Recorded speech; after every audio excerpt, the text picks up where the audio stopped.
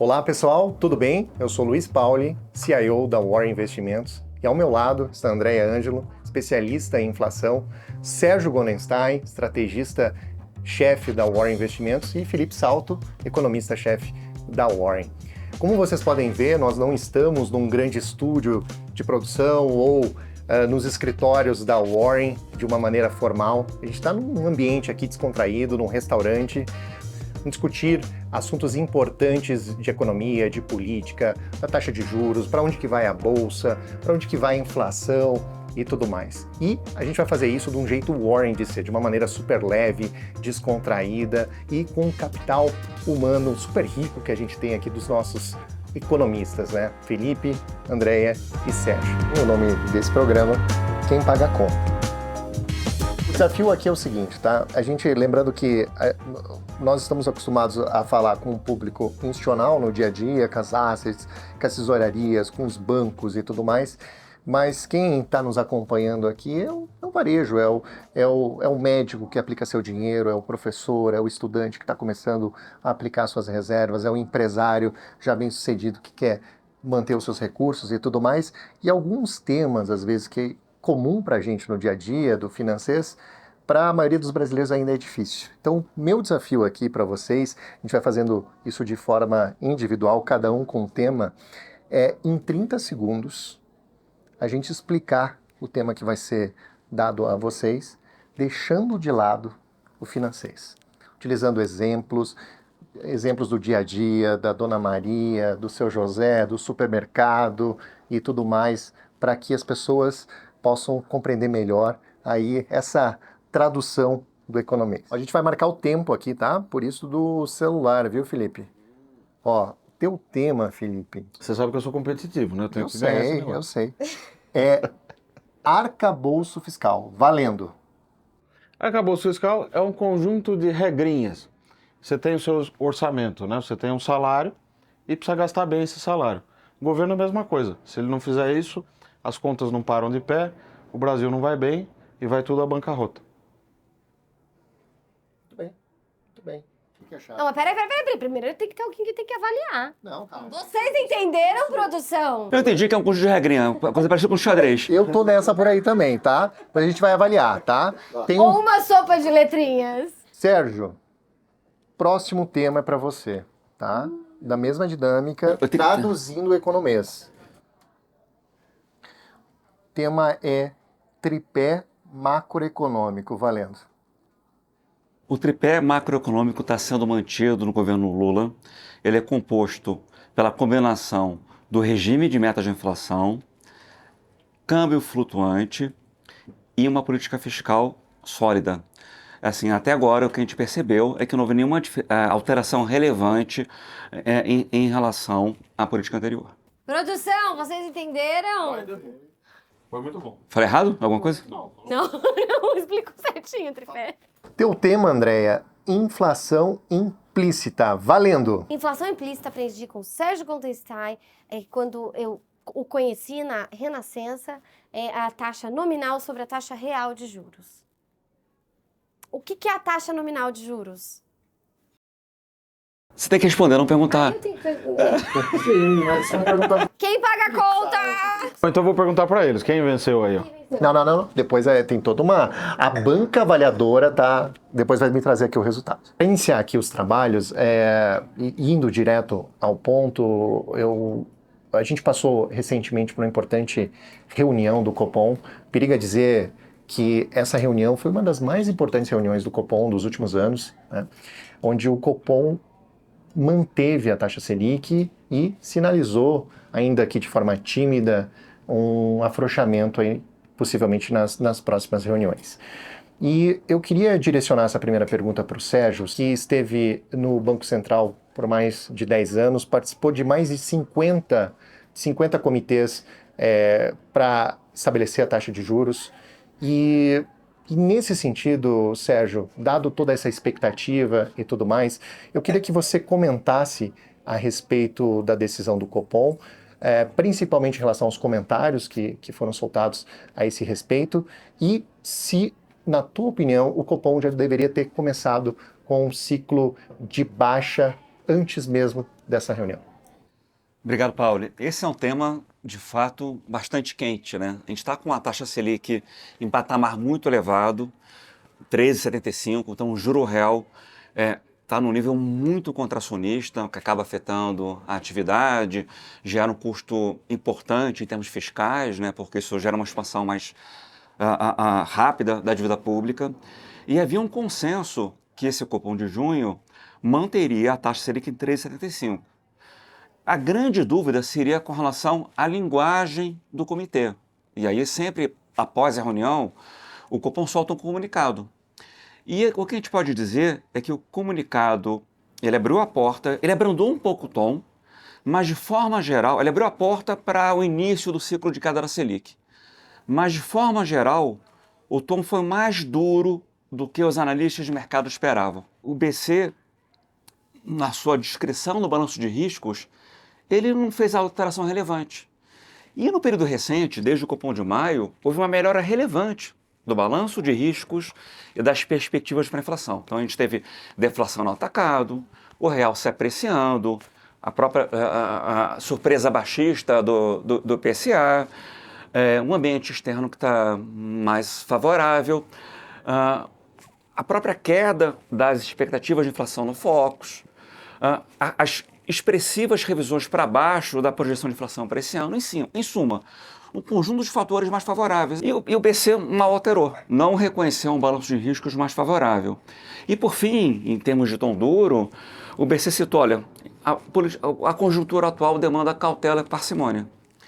Então, assim, isso frustrou a maioria do mercado, ao mesmo tempo, assim, que viu um tom muito duro, mas dito isso, houve algum afrouxamento do tom. Então, na descrição da sua estratégia de política monetária, antes o Banco Central mencionava uma estratégia de juros nesse patamar por um período prolongado. E agora ele muda o tempo verbal. Ele fala o seguinte, olha, essa estratégia tem sido apropriada.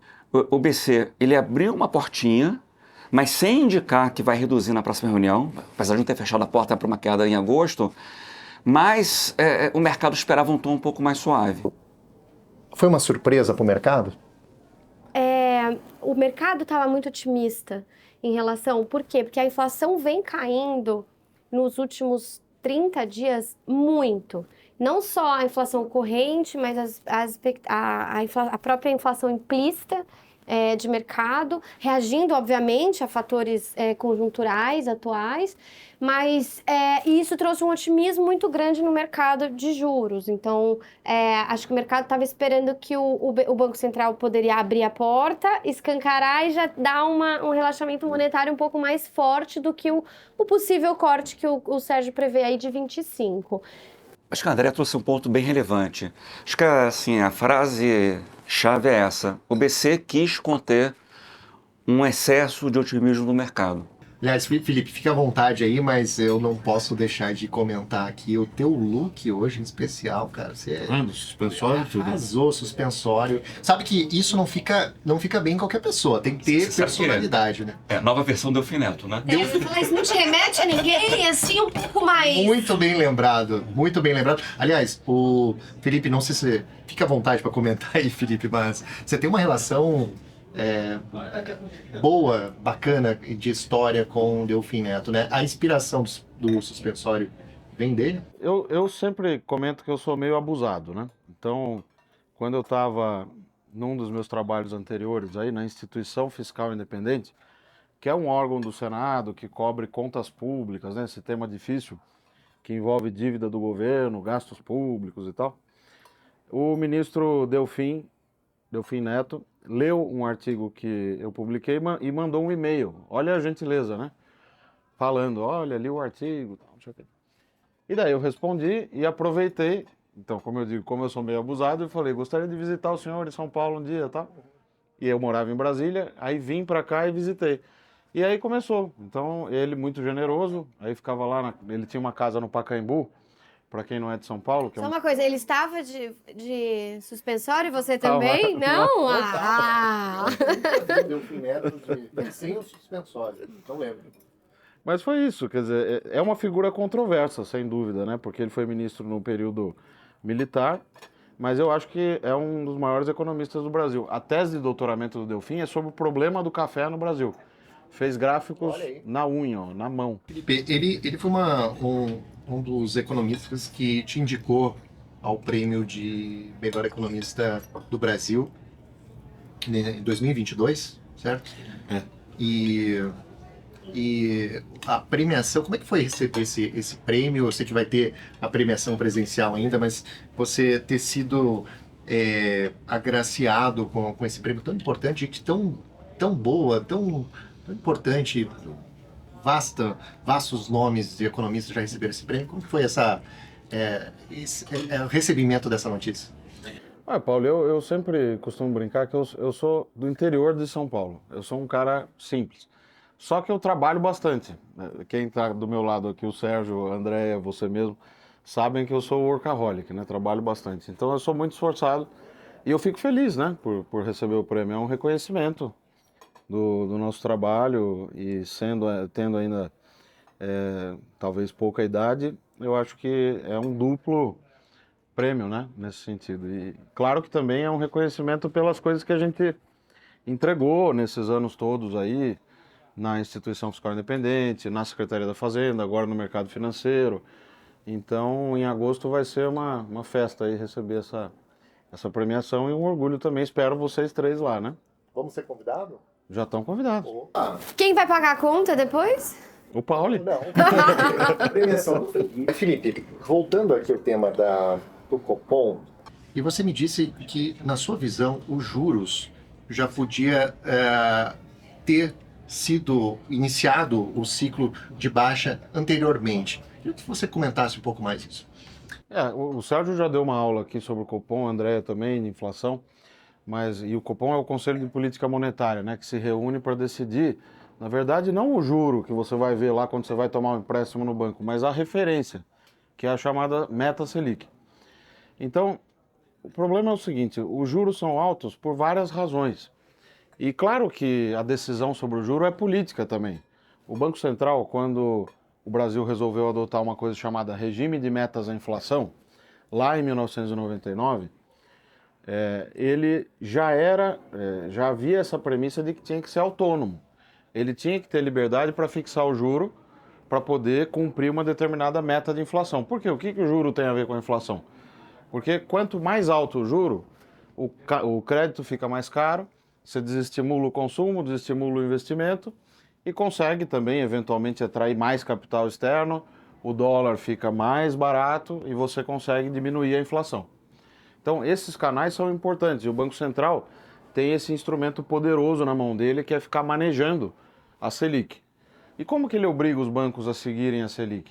Ele tem o maior instrumento de todos, que é fazer intervenções no mercado.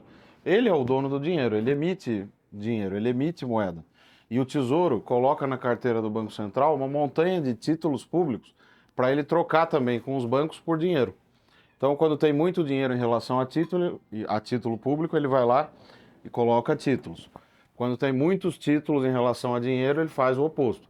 Então, é uma instituição que, obviamente, é super técnica, né? O Sérgio está aqui, é dos quadros do Banco Central. Não dá para dizer que é um trabalho que não seja um trabalho ultra técnico. Mas a fixação do juro é também uma decisão política. E é por isso que ele mobiliza corações e mentes. Aí o presidente Lula vem e fala, o juro tem que ser tanto. Eu acho que temos um ponto de discórdia muito forte. Eu acho que assim, o Banco Central é uma instituição técnica, né, como o Felipe Salto disse, né? Então você tem um corpo técnico muito qualificado e o Comitê de Política Monetária, o Copom, não é só o presidente, você tem a diretoria colegiada e que toma suas decisões com base nos insumos que recebem das áreas técnicas. Se a gente observar o período recente, a nossa percepção é que não havia espaço para redução da Selic. Então, primeiro ponto, o BC roda seu modelo e na reunião de maio, por exemplo, a projeção de inflação do Banco Central para 24 era de 3,6, a meta é 3,0. Então a projeção estava bem distante da meta. Que aí também é ao redor, né? Eu só quero fazer uma questão de ordem aqui. Esse ravioli está uma maravilha. Maravilha, maravilhoso, maravilhoso. Muito bom. Essa gema mole. Muito bom. Tá muito bom. Segundo ponto, é comilão, né? Segundo ponto. Segundo ponto, assim, as chamadas expectativas de inflação, né, aquilo que o mercado espera para a inflação, também ainda mais distante da meta, né? Mas só um parênteses aqui, Sérgio, que eu acho que as expectativas reagiram muito mal desde do fim de janeiro, 31 de janeiro, eu guardei a data, porque infelizmente uma fala do nosso presidente da República veio à tona e falou, olha, por que essa fala? Porque a inflação do ano de 2022, ela é divulgada e aí em janeiro do ano seguinte, que foi em 2023 agora.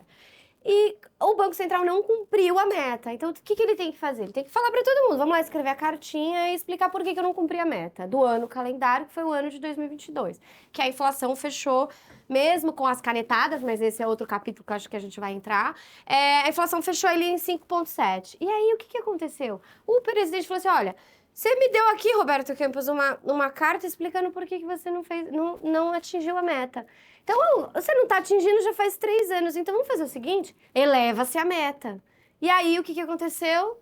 Esse é um ponto da Andrea, é super relevante, né? Quando houve críticas do governo, a meta de inflação, propostas de subir para 4%, isso foi um tiro no pé. Porque o mercado passou, então, a esperar uma inflação muito mais alta. A precificar isso no mercado. Começou, não vai ser mais tarde. Então, o que o mercado antes esperava, uma inflação próxima a 3%, para 24%, 25%, 26%, então agora vai ser 4%, um pouco acima disso. E aí, isso é ruim pela desancoragem, sim, das expectativas e também pelo fato que essas expectativas de inflação da pesquisa Focus são um insumo importante do modelo de projeção de inflação do Banco Central. Então, isso levou à projeção de inflação do Banco Central. Então, na verdade, aquela percepção, não, a gente vai subir a meta, isso vai ajudar a reduzir a Selic, gerou efeito contrário, tornou mais distante a queda da Selic.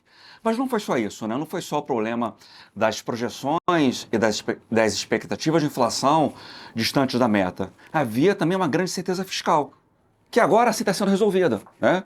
Mas naquele período, assim, e aí, o que vai ser proposto? O que vai entrar no lugar do teto de gastos? E como é que o mercado vai reagir a isso? Então, o Banco Central foi prudente, acho que ele vem aguardando a evolução dos dados. Os dados começam, os dados de inflação, as expectativas, a taxa de câmbio começam a entrar numa trajetória que vão permitir sim na frente, eu acho que vai ser em agosto, o início do ciclo de queda de juros, mas até então esse espaço não existia. Por falar assim, no intervencionismo do Banco Central, o Sérgio comentou muito bem, e até porque já passou por lá e sabe a importância de justamente preservar essa autonomia do Banco Central. A gente viu, como citado também pela Andrea, falas do presidente Lula no sentido de querer na garganta ali brigar e alterar, a fazer pressão ao menos pela taxa de juros do Brasil. Como é que você vê assim essa relação com o Roberto Campos, você que conhece o Roberto Campos, conhece o Galípolo aí, que agora faz parte aí também e compõe o Banco Central. Você acha que o Roberto Campos ele fica até o final do mandato, que é até o ano que vem? Boa pergunta. Eu acho o Roberto Campos Neto uma figura excepcional. Vem fazendo um trabalho técnico, compôs uma diretoria, claro que as indicações têm todo um processo, o Senado tem que aprovar, tem uma sabatina, mas compôs uma diretoria muito boa.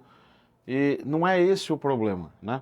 O que nós temos que ter presente é que todos os governos sempre têm algum ministro ou o próprio presidente que critica o Banco Central. Porque o juro, ele mobiliza, como a gente estava falando, corações e mentes. E bom ponto, ele afeta a vida das exatamente, e o Paulo Guedes fez isso exatamente com, enfim, ele que indicou o próprio Roberto, e no início do mandato ele fez a mesma coisa. A gente não lembra, a memória é curta, não é? Desculpa, continua, Felipe. E o Roberto, eu acho que é o seguinte, para quem não sabe, foi aprovada uma lei recentemente, que é a lei da autonomia, uma lei complementar, é uma lei forte, não é uma lei ordinária, é uma lei complementar. É quase na Constituição, que trata da independência formal do Banco Central. Ou seja, tudo isso que o Sérgio e o André estavam explicando, hoje está na letra da lei, está protegido pela lei. Então, eu acho que o Roberto Campos Neto fica até o fim, porque os incentivos são nessa direção. Para que ele vai sair? Ele tem que mostrar, olha, eu sou o primeiro presidente que estou operando sujeito a essa nova legislação. E vou ficar aqui para mostrar quanto dói uma saudade. Quer dizer, pode mudar o diretor, o presidente Lula tem o direito de indicar novos diretores, como está indicando. Eu sou amigo do Gabriel Galípolo, conheço uma figura espetacular, tem uma cultura geral enorme, um baita economista. E claro que pode ter visões diferentes em relação à média dos economistas que estão ali hoje, dos diretores do Banco Central. E a vida é assim mesmo, porque quando o Banco Central fixa a taxa de juros, o Conselho de Política Monetária, a meta para a taxa de juros, ele está dizendo, olha, vocês, mercado financeiro, instituições, os títulos que vocês vão negociar, eles não podem se distanciar dessa meta aqui. É assim que ele tem o poder de afetar a inflação lá na ponta. E quem fixa a meta de inflação é um órgão político, que é o Conselho Monetário Nacional. Mas vamos lá, quer dizer, o Banco Central, quando regula a taxa Selic para ela ficar próxima à meta, é uma pressão técnica. Eu chefiava o departamento de mercado aberto, era função do meu departamento fazer isso, equilibrar a liquidez bancária para que a taxa Selic fique próxima ao cupom. Isso não tem nada de político, isso é técnico, né? A adição do CMN, por que seria política? A princípio, assim, você tem o ministro da Fazenda, o ministro do Planejamento, o presidente do Banco Central, que vão tentar decidir tecnicamente qual é a meta adequada para o país. Então, também não consigo ver um viés político nisso. É assim, acho que a gente pode ter agora um risco de viés político se, por acaso, o governo entender que, subindo a meta, abriria espaço para a queda da Selic. Eu acho que seria um diagnóstico equivocado, tá? Seria assim, olha, em vez de criar as condições... Assim, em vez de criar as condições para que a taxa Selic reduza, não, deixa eu... Como se isso aqui fosse um instrumento para a redução da Selic. Eu acho que não é isso. Eu acho que você tem que fazer... Olha, qual é a inflação estrutural do Brasil? Qual é a inflação de países próximos a outros mercados emergentes? Essa é a pergunta. Exatamente. A gente errou ao fixar 3% de meta de inflação? Eu acho que errou. Eu discordo. Porque a meta... Vamos voltar alguns anos aí. Quando que a meta de 2023, Sérgio, foi definida? A meta para 23 foi definida em 2020. Isso, exatamente, 2020. Em 2020, quem... cenário, quem...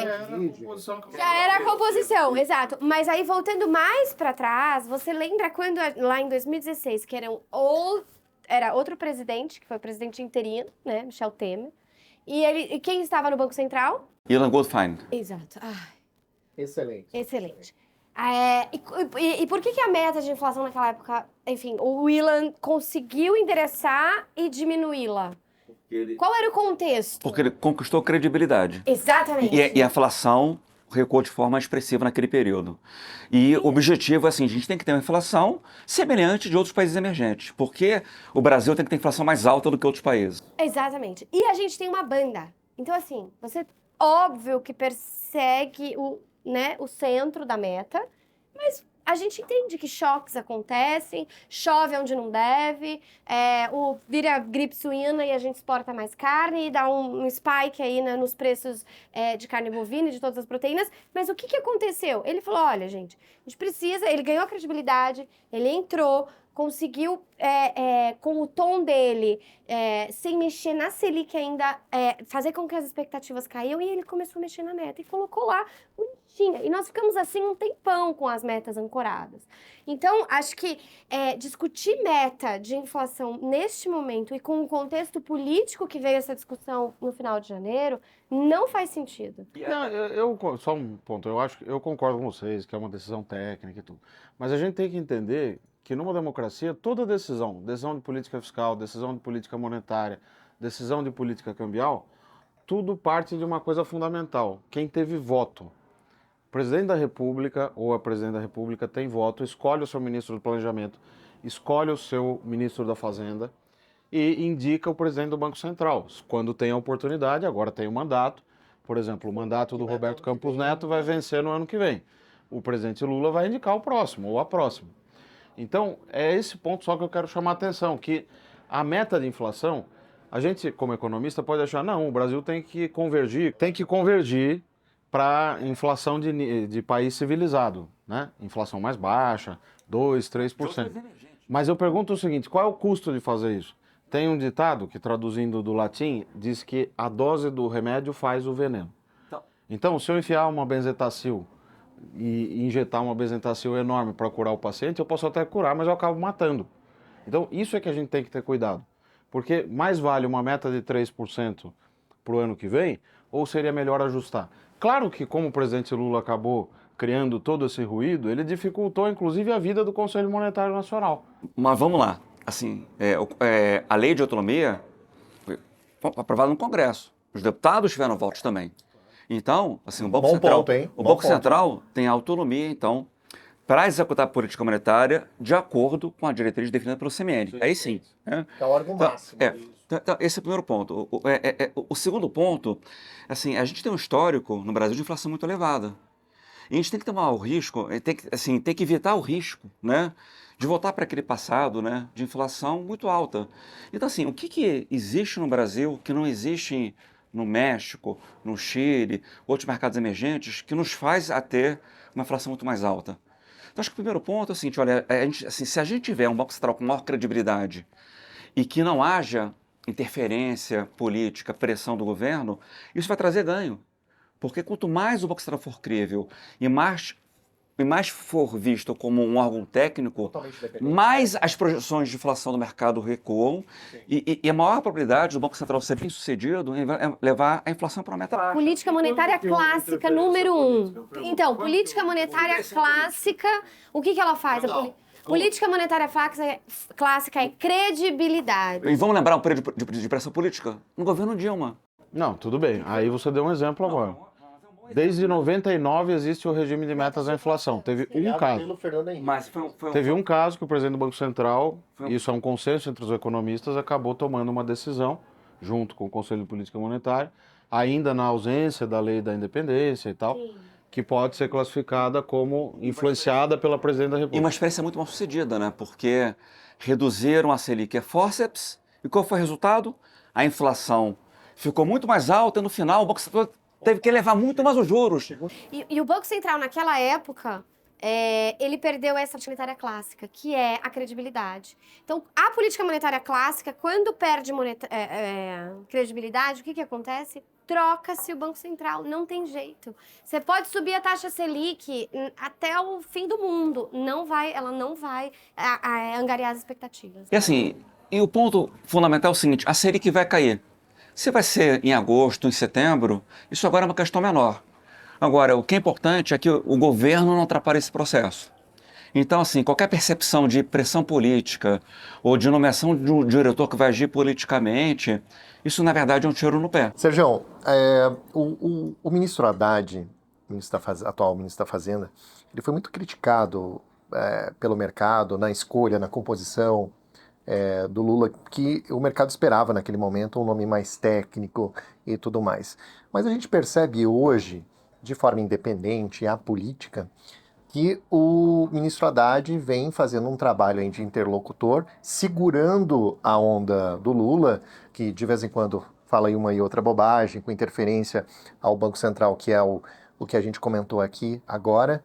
Qual que é a tua visão do trabalho que tem sido feito pelo ministro Haddad e que forma ele pode se garantir aí na cadeira, visto que hoje, eu queria até ouvir a opinião de vocês, eu arrisco dizer que se hoje o Haddad sair e vier um nome político aí nessa nomeação de próximo ministro da Fazenda e tudo mais, vez ou outra o mercado cogita isso, eu acho que é um ponto hoje de preocupação. Qual que é a tua visão acerca disso? Eu concordo com você, Pauli. Eu acho que o Haddad é a maior surpresa positiva desse início do governo Lula. Então, no início, como você mencionou, ele foi visto com desconfiança, o mercado reagiu de forma negativa, né? Esperava um nome mais ligado à ortodoxia, mas ele vem surpreendendo positivamente ao se mostrar uma pessoa não só ponderada, mas como também um bom articulador político, né? E adicionando, Pauli, assim, o que foi muito interessante, Salto, quando estávamos juntos em Brasília, foi ver a percepção de todas as alas políticas falando que o ministro Haddad ganhou força de fora para dentro do governo, né? Quando a gente olha para o que aconteceu desde os anos 80 até agora, o Brasil passou por uma evolução institucional, sem dúvida. O ápice foi a aprovação da Lei de Responsabilidade Fiscal, que é referência no mundo. Tudo bem que você teve uma série de práticas em cima da Lei de Responsabilidade Fiscal que acabaram distorcendo a aplicação de vários dispositivos da lei. Mas é verdade que a gente conseguiu avançar. E quando nós ganhamos o grau de investimento, que é uma espécie de selo de, olha, pode colocar dinheiro nesse país que ele é bom, houve muita crítica. Foi sorte. O preço de commodity aumentando. Nós estamos crescendo porque o mundo está crescendo, o nível do mar subiu. Mas, na verdade, a gente tem que olhar em perspectiva histórica. Tem um livro muito interessante, Por que as Nações Fracassam, né? Do Acemoglu, né? Que é um economista prêmio Nobel, e que eu recomendo. Que ele mostra o seguinte: instituições importam. E bem ou mal, aos trancos e barrancos, a gente tem um Banco Central que funciona, agora tem uma lei de independência, tem uma lei de responsabilidade fiscal, um governo à esquerda, que, como o Sérgio disse, assumiu com tanta expectativa negativa, está aprovando agora o chamado arcabouço fiscal, que é um conjunto de regras. Ah, mas é muito frouxo. Eu lembro que quando eu entrei na Warren, a gente começou a visitar os clientes, e estava todo mundo mais pessimista, com razão e tal, tinha sinalizações equivocadas. E eu disse, olha, eu acho que vem um arcabouço fiscal que vai ser razoável. Não é o aluno que senta na primeira fila, que tira a nota 10, mas vem um conjunto de regras que vai ajudar a minimamente controlar o gasto e gerar aquilo que a gente chama de resultado primário, que é a receita menos a despesa do governo, sem considerar o gasto com juro que o governo paga sobre a dívida pública. E foi o que está acontecendo, porque quando a gente olha o arcabouço, ele tem uma regra baseada na evolução da receita, então o gasto vai ter que crescer sempre menos do que a receita, do que a taxa de crescimento da receita. E um outro pilar que é meta de resultado primário. Essa parte é ambiciosa. E o próprio ministro Fernando Haddad assume que ele quer recuperar, como ele diz, receitas para poder cumprir essas metas de resultado primário. Por exemplo, esse ano na Warren a gente projeta que vai ter um déficit público de 112,2 bilhões de reais. E o ministro Haddad disse que no ano que vem vai zerar. E ele fala que vai ter 150 bilhões de receitas novas e tal. Nós tivemos lá em Brasília, né, André, conversando com as autoridades, a Receita Federal e tudo, e há de fato uma disposição de buscar recuperar essas receitas. Um dado para vocês saberem, nós temos quase meio trilhão, não é bilhão não, trilhão de reais em renúncias tributárias. Regime especial, zonas especiais, como a Zona Franca de Manaus, mas não é só a Zona Franca de Manaus.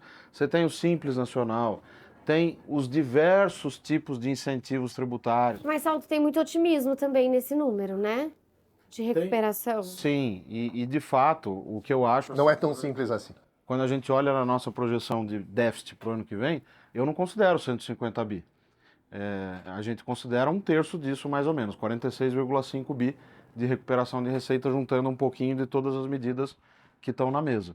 Então, eu falei tudo isso porque eu acho que quando que nós vamos conseguir ganhar de novo o selo de grau de investimento?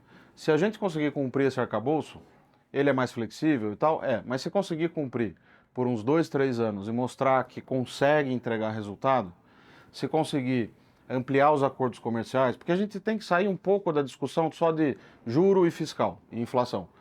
É crescimento econômico. O Brasil tem que voltar a crescer. Para voltar a crescer só tem dois jeitos.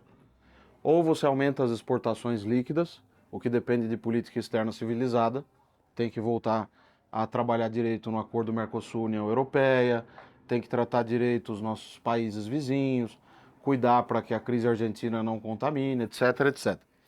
E o outro jeito de crescer, que é investir pesadamente em infraestrutura, que nós não estamos fazendo. Só para terminar, a gente olha um dado importante de investimento do setor privado e do setor público. Desde 2015, nós não estamos investindo nem o suficiente para repor a depreciação dos ativos. Para quem está ouvindo, o economês de depreciação quer dizer o quê? Eu fiz uma usina hidrelétrica lá no governo Vargas.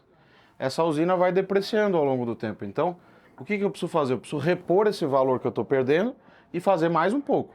Nós não estamos conseguindo nem repor essa depreciação.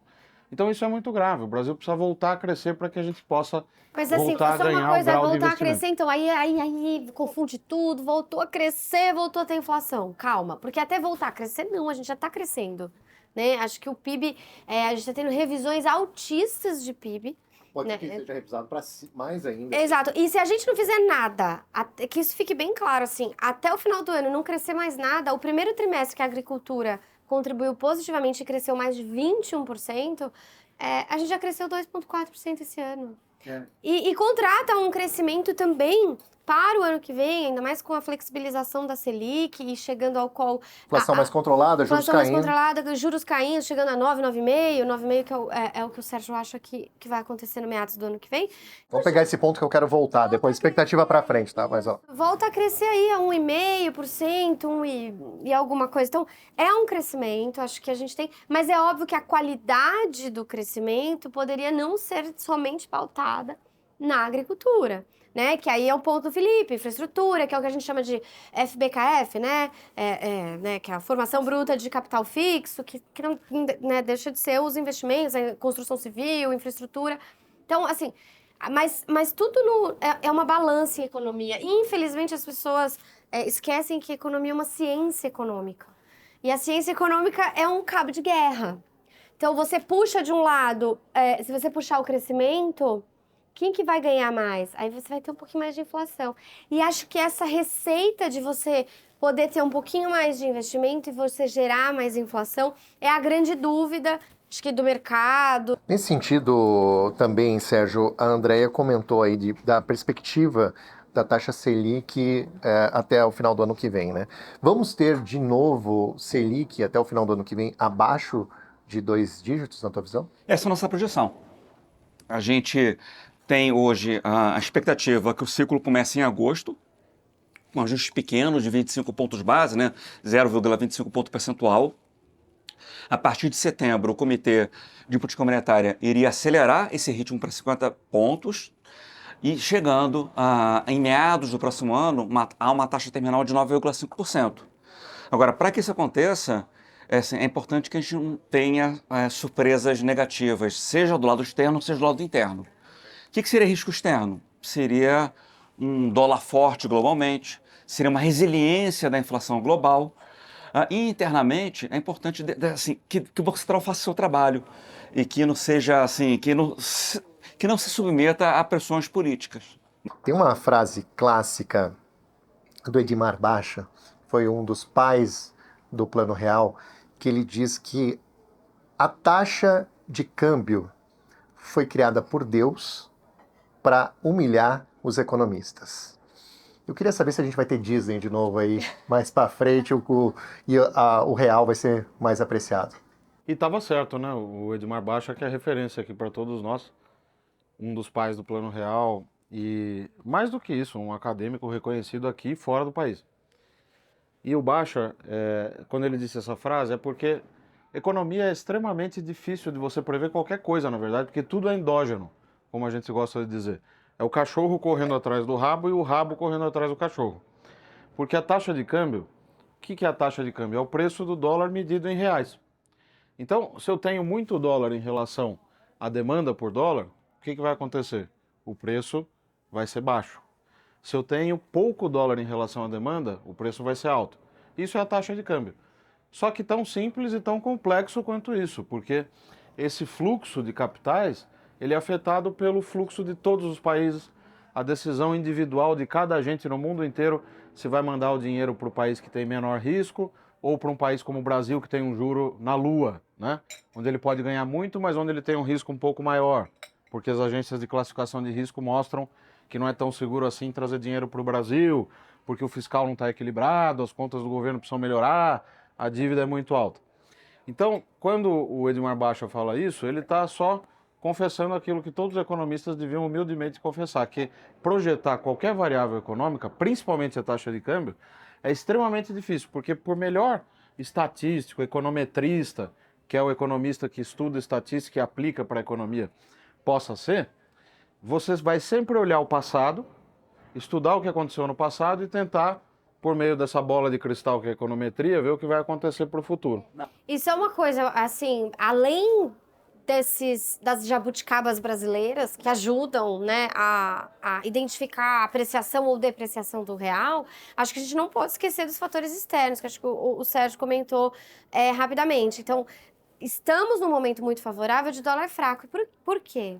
Porque a América Latina como um todo começou a subir os juros porque a inflação desgarrou de todas as métricas e em todos os países fortemente.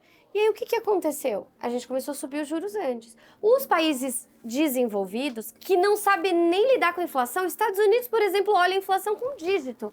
E aí, o que acontece com o Brasil? Os Estados Unidos veio aqui e falou assim, cara, vocês todos que sabem lidar com a inflação, até pelo nosso passado, da hiperinflação, vem cá, me ajuda, porque Estados Unidos com inflação de mais de 5%, Reino Unido são de 8, quase 9, 8,7%. E essa inflação toda dos países desenvolvidos, e especialmente dos Estados Unidos, faz também com que, em paralelo, as moedas pares, que a gente chama, né, que é o que o Brasil consegue comparar, a gente está um pouco melhor, porque a gente já está com a inflação desacelerando, enquanto os países desenvolvidos não.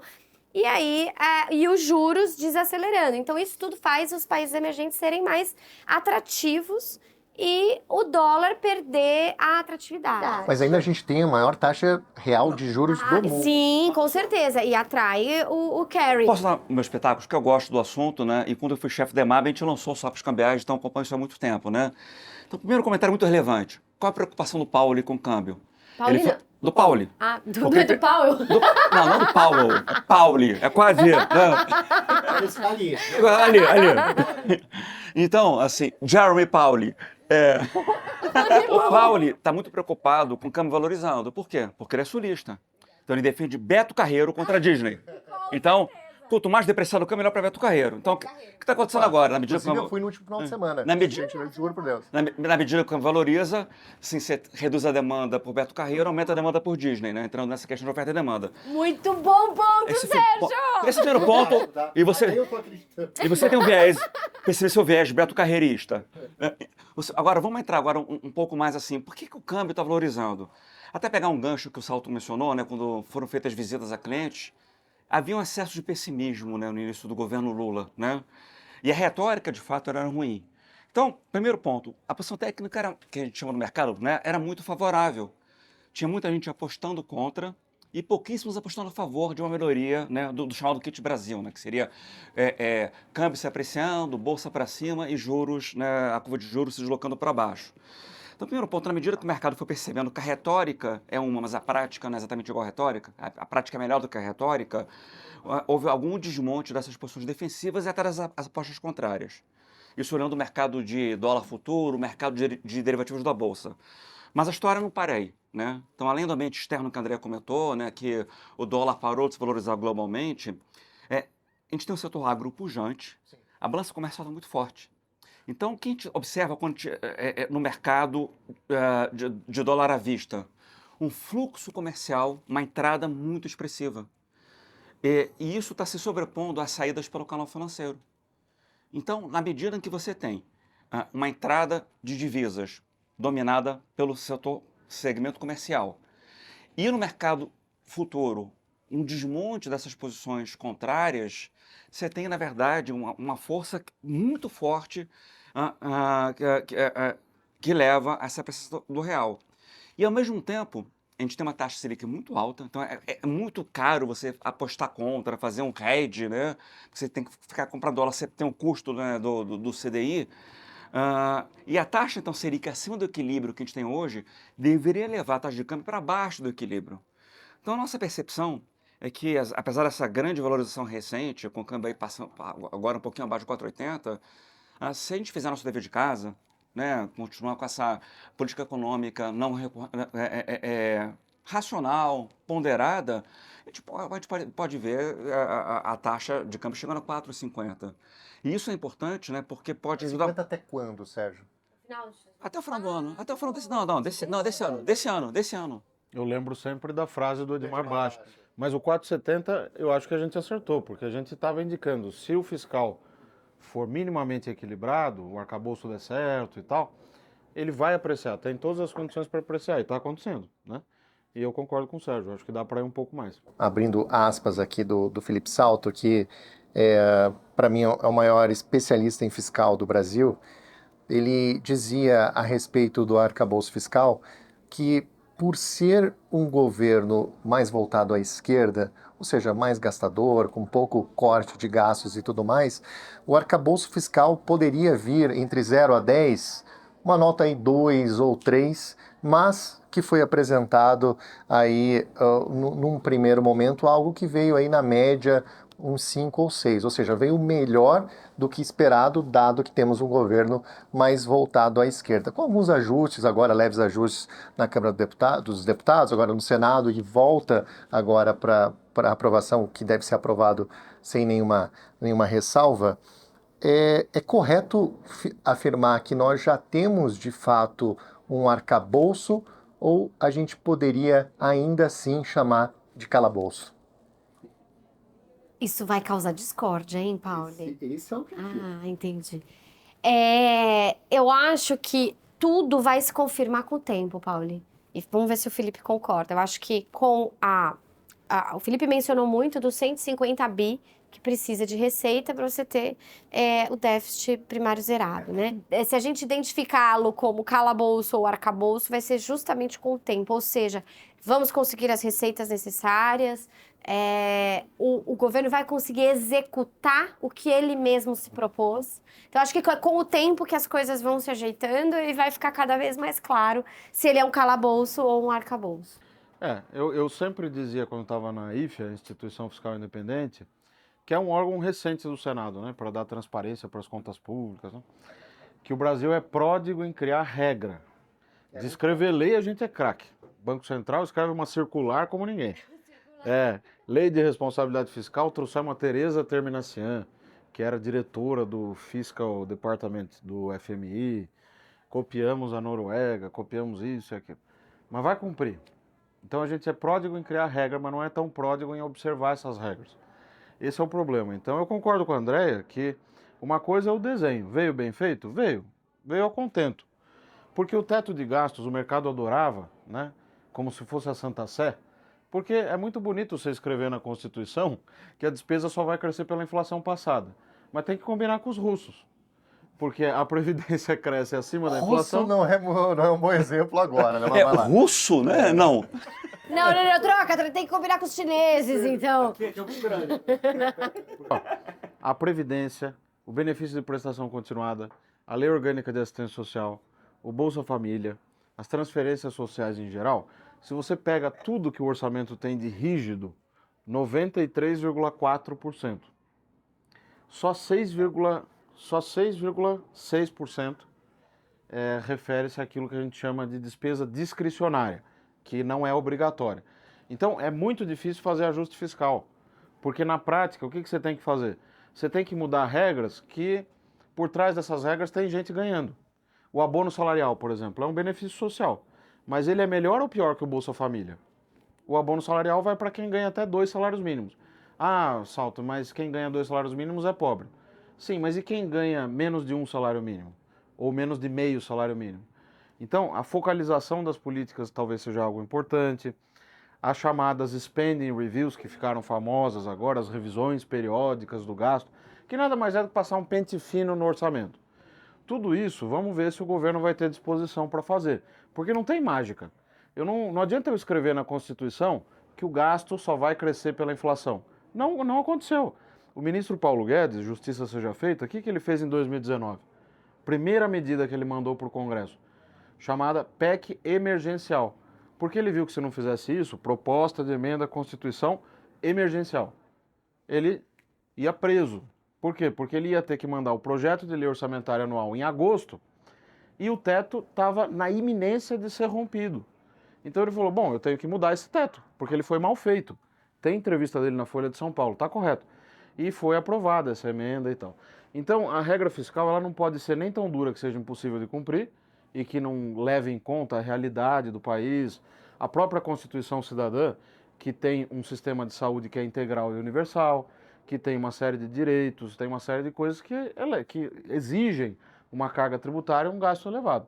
Então, André, eu concordo com você, eu acho que o grande desafio é a execução. Enquanto a nossa sobremesa não vem, pessoal, eu queria, assim, a gente teve muitas discordâncias saudáveis e isso é um pouquinho, para a turma que está nos acompanhando, é um pouquinho que na prática a gente tem de fato dentro da Warren, são opiniões diferentes, cada um tem a sua opinião e a gente tenta ao menos chegar num consenso para deixar público para os nossos clientes, ao mercado, qual que é o consenso, as perspectivas da Warren, né? E nesse sentido, eu queria fazer uma pergunta para vocês, fiquem à vontade de responder. Como que se chega, quando se tem discordância interna lá na Warren sobre juros, sobre o câmbio, sobre inflação e tudo mais, como que se chega nesse consenso entre vocês? Como que é isso na prática? Acho que não necessariamente se chega a um consenso. Eu acho que o primeiro ponto, cada um tem sua área de especialidade e vai mais a fundo. Mas acho que o que é interessante, o que é legal no nosso convívio, é que cada um escuta e respeita muito a opinião do outro. E aí tem uma troca sempre interessante de ideias, e a partir disso, assim, se a pessoa não for, e ninguém é uma pessoa dogmática, ele vai entender qual é a crítica e pode até aprimorar, né, a sua ideia e de repente chegar, né, a aprimorar o seu diagnóstico. Eu acho que é por aí mesmo. Quando eu entrei, o André e o Sérgio já estavam, e eles cobrem duas áreas importantes: inflação, juros, mercado de câmbio, títulos e tal. E eu vim para cobrir política fiscal porque o Brasil não resolve a questão fiscal nunca, né? Eu comecei a trabalhar em 2008 como estagiário ainda, e a discussão era qual vai ser a regra fiscal. E hoje, 2023, qual vai ser a regra fiscal, se o arcabouço fiscal vai dar certo, etc. Então, quando É o mesmo junta tema. Hã? Mesmo tema. É o mesmo tema, a gente não conseguiu resolver ainda. Então, quando junta os três agora, né, a gente ainda está há pouco tempo, mas eu acho que está funcionando bem, porque, como o Sérgio disse, né, os três diagnósticos, a gente conversa muito, né, troca informações, e tinha um político famoso, que eu não vou citar o nome, mas que falava uma frase interessante, que era assim: pluralidade nos discursos internos e unidade na ação. Então, se o Sérgio diz que é 0,25 em agosto, eu posso até discordar dele internamente e levar os argumentos. Mas aí, uma vez que a gente fechou a posição, é 0,25 em agosto. E assim, da parte de inflação, acho que a inflação nunca, pelo menos na minha história de economista e do lado que eu chamo do lado contrário da linha, né? Porque hoje eu estou no lado da linha que atende o telefone, não do lado que fala, que é de assets, do buy side. A inflação nunca deixou também de ser um tema. Então, às vezes ela fica lá tranquilinha, pacificada, mas sempre tem um imposto aqui ou ali, um choque climático, e a inflação sempre traz a discórdia, né? E a discórdia no bom sentido, porque como a inflação ela é composta de preços livres e preços administrados, preços livres é onde a política monetária tem a principal atuação e os preços administrados são os que são controlados, ela está muito em conjunto com tudo. Assim como o Felipe mesmo falou, é tudo muito endógeno. Então a gente conversa muito, cada um com a sua especialidade, e eu acho que o nosso grande diferencial na Warren é exatamente esse, assim, ter especialistas, detalhistas, que vai a fundo em temas específicos que é de grande importância para a tomada de decisão dos nossos clientes. Sérgio, aproveitando esse gancho aqui também, a gente viu aí um pré-copom do câmbio se apreciando no pré-copom, né? Ou seja, dólar caindo e bolsa subindo, batendo os 120 mil pontos. Subiu rápido a bolsa aí nessa expectativa. A gente falou muito de expectativa aqui no nosso encontro, no nosso jantar. Ainda tem espaço, na tua visão, para a bolsa continuar subindo? Assim até assim, repetindo um pouco o que a gente já conversou, eu acho que havia um excesso de pessimismo no começo do ano. Esse excesso de pessimismo, assim, fez com que o mercado não fizesse alocações compradas em bolsa. Tinha até gente apostando contra, com posições vendidas em algumas ações, né? E na medida em que a retórica era uma e a prática outra, a prática melhor do que a retórica, na medida em que o prêmio de risco caiu com o andamento do arcabouço fiscal, e com a perspectiva de um início de ciclo de queda da Selic, isso gerou um maior apetite para a Bolsa, até porque, quando a gente olha a parte microeconômica, né, o valuation, na precificação das ações, tinha muita ação barata, muita ação descontada. Então, o que acontece? Tinha muita coisa barata na Bolsa, pouquíssima alocação por parte dos investidores locais, pouca alocação por parte dos estrangeiros, e num cenário agora que macroeconômico mais favorável. O que a gente está vendo? Inflação para baixo, juros vão começar a cair e a atividade mais forte. Então, essa combinação de fatores, né, aumentou o otimismo da Bolsa, e eu acho que tem sim um espaço para continuar subindo, até porque o ambiente externo favorece. Quando a gente olha a Bolsa Americana, né, o S&P 500, ele teve uma alta muito expressiva desde outubro do ano passado. Então tem um conjunto de fatores que levam ao maior otimismo, e eu acho que sim, apesar da alta já forte ao longo do ano, tem espaço sim para valorização adicional. Bolsa até o final do ano, qual o patamar? Aí eu vou usar, aí é parecido com o câmbio, né? Chutar um número... Para falar um número? 132 mil. Turma, encerrando aqui o nosso primeiro Quem Paga a Conta. É óbvio, quem vai pagar a conta aqui é a gente. Eu queria agradecer vocês aí pela participação. Acho que foi muito produtivo, foi um prazer enorme receber vocês aqui. Espero que a turma de casa tenha gostado também e a gente se vê em breve. Muito obrigado.